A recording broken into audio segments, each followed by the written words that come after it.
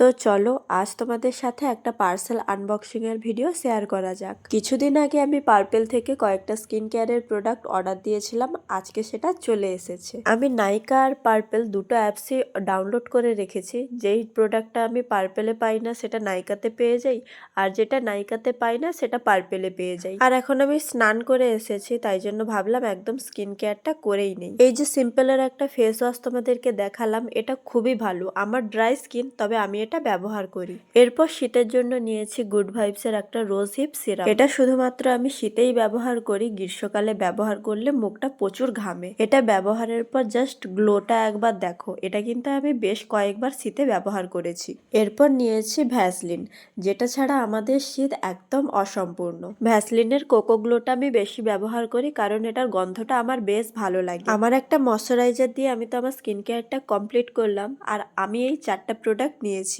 আর যে লিপ বামটা ব্যবহার করেছি ওটাও বেশ ভালো।